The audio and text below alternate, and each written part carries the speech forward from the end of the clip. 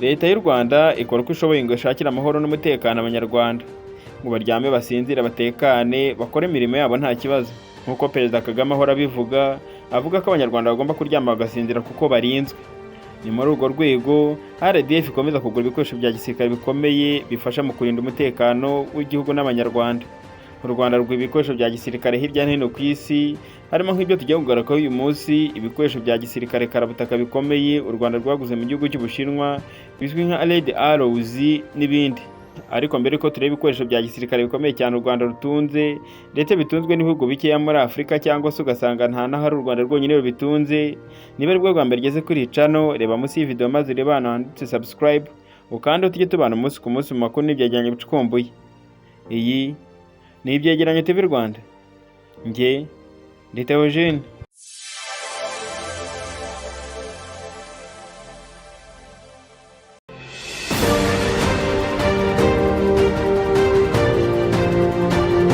Igisirikare cy'u Rwanda RDF cyabaye igisirikare cya mbere cy'abanyamahanga gitunze ibisasu bya misile byakorewe mu gihugu cy'Ubushinwa bizwi nka Red Arrows, bifite ubushobozi bwo gusenya imodoka by'intambara by'imitamenwa bizwi nka tanks cyangwa Chablend mu gifaransa.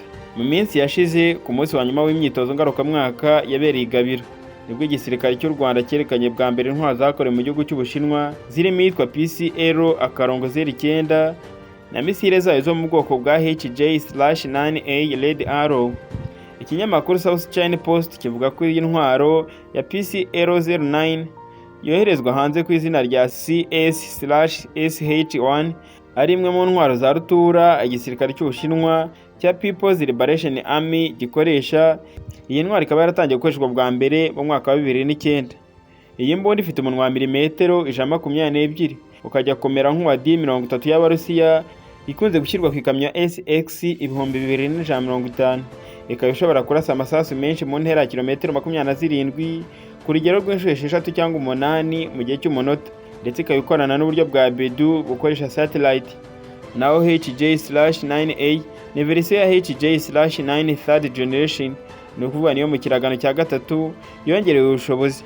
Akaba ari misile zisenya ibimodoka by'intambara by'imitamenwa, zikaba zishobora kuraswa mu birometero 5 na metero 500, aho bivugwa ko iki gisasu gishobora no gutobora icyuma kugeza kuri metero 1 na santimetero 20 winjiramo imbere.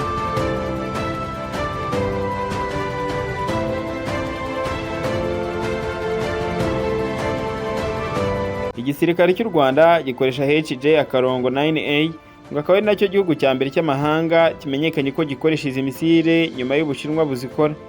Iyi nkuru ikomeza ivuga ko u Rwanda nk'igihugu kikiri kwiyubaka nyuma ya Jenoside yakorewe Abatutsi mu mwaka w'1994 atari ubwa mbere cyaba kiguze intwaro mu gihugu cy'Ubushinwa, nk'aho cyabanje kwagura ibimodoka by'imitamenwa bizwi mu Cyongereza nka SH-3 Self-Propelled Arms Vehicles, ndetse na misile z'ubwirinzi bwo mu kirere Air Defense Missile. Umusesenguzi mu bya gisirikare wo mu mujyi wa Beijing, Zhu Cheiming, avuga ko igurwa ry'izi ntwaro rigaragaza kwaguka k'ubucuruzi bw'intwaro ku gihugu cy'Ubushinwa muri Afurika, ahanini bitewe n'uko izi ntwaro zoroshye kuzikoresha, zigatanga umusaruro kandi zikaba zidahenze bikabije, kandi zikaba zifite byinshi zihuriyeho n'izakozwe n'Abasoviyete. Ibisirikare bitandukanye byo muri Afurika byakunze kwishimira mu bihe byashize. Hagati y'umwaka wa 2013 na 2017 intwaro igihugu cy'Ubushinwa cyagurishije ziyongereyeho 38% ugereranyije n'imyaka 5 yabanje, aho Afurika yaguze 21 by'intwaro nk'uko byemezwa n'ikigo mpuzamahanga cy'ubushakashatsi ku mahoro kizwi nka Stockholm International Peace Research Institute.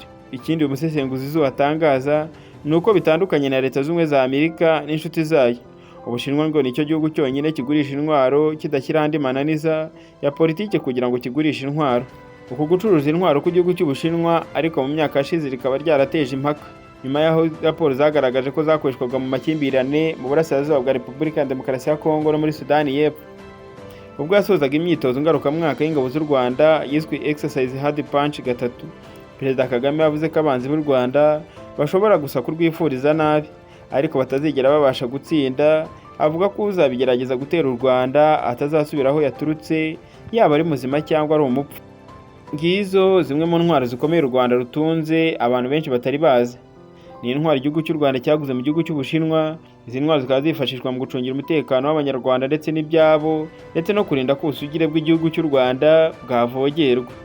Hari icyo wifuza ko twakubwiraho, kitwandikira muri comment. Kandi niba ari bwo bwa mbere ugeze kuri channel, reba munsi y'video maze reba hano handitse subscribe, ukanda tujye tubana umunsi ku munsi mu makuru y'ibyegeranyo bicukumbuye. Iyi ni Ibyegeranyo TV Rwanda. Njye ndi Theogene.